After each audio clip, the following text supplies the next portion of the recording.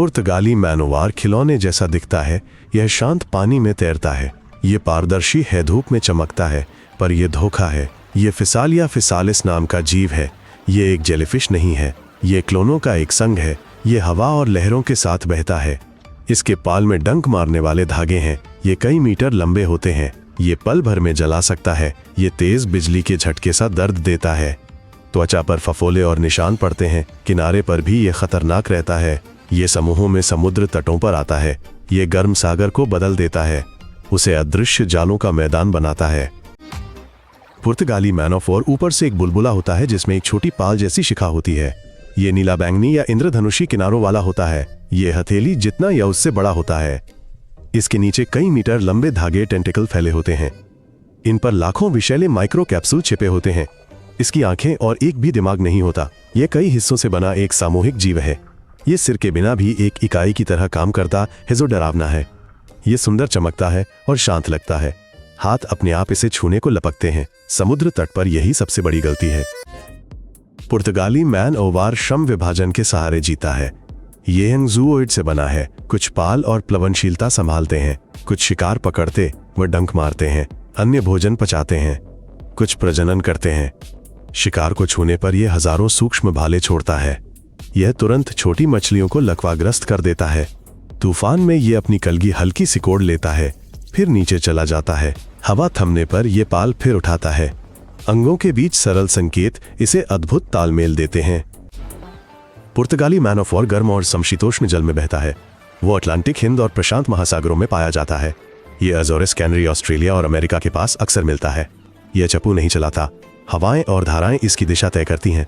इसके पास बायां या दायां पाल होता है ताकि कुछ उपनिवेशों को दूसरी ओर बहाया जा सके। ये जमीन पर भी खतरनाक है। सूखे धागे अभी भी डंक मारते हैं। ये स्वयं एक पारिस्थितिकी तंत्र का हिस्सा है। समुद्री कछुए और मूनफिश इसे खाते हैं। समुद्री स्लग ब्लू ड्रैगनेस का जहर चुराता है। टिप्पणियों में लिखें, क्या आपने समुद्र तट पर बैंगनी झंडे देखे हैं?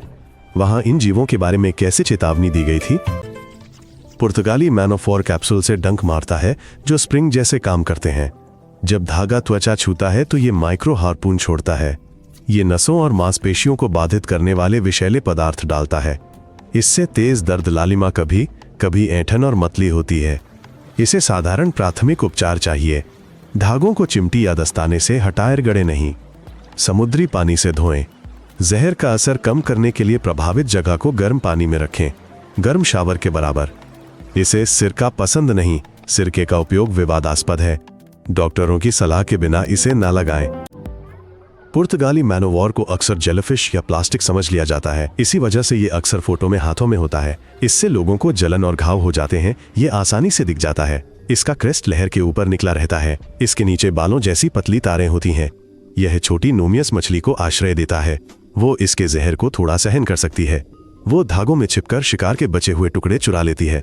ये बचाव कर्मियों के बैंगनी झंडों का कारण है। ये एक चेतावनी है। पानी में डंक मारने वाले जीव हैं। तैरना खतरनाक है। पुर्तगाली मैनओवार का नाम पुराने युद्धपोत से समानता के कारण पड़ा। इसे विज्ञान में फाइसल या फाइसलिस कहते हैं। ये एक छोटे से रोगाणु से बढ़ता है और अंगों की एक पूरी प्रणाली बनाता है। ये बिना किसी मस्तिष्क के एक संगठित शरीर की तरह कार्य करता है जो आश्चर्यजनक है। इसके दाएं और बाएं पाल होते हैं। ये हवाओं और तूफानी रास्तों से फैलता है। ये लहरों के साथ किनारे पर आता है। ये मौसम और हवा की दिशा पर निर्भर करता है। इसलिए एक ही समुद्र तट कभी खाली होता है तो कभी नीले पालों से भरा होता है। पुर्तगाली मैनओवार जीवन का एक अजीब तर्क है जो हमारे ठीक सामने है। ये याद दिलाता है कि समुद्र कोई मनोरंजन पार्क नहीं है। ये एक चमत्कार जैसा दिखता है, पर इससे निपटने का एक ही तरीका है, छूना नहीं, दूर रहना और दूसरों को चेतावनी देना। इसे एक सरल नियम से याद रखा जाता है, यदि पाल दिखे तो दूर रहें। ये हमारे समुद्रों का एक हिस्सा है। ये हमारे साथ तब तक रहता है जब तक हम इसकी प्रकृति को समझते हैं। यह धरती के जीव चैनल है। और भी भयानक खोजें देखने के लिए सदस्यता लें। जल्द ही और भी डरावने और अजीब जीव आएंगे। अलविदा।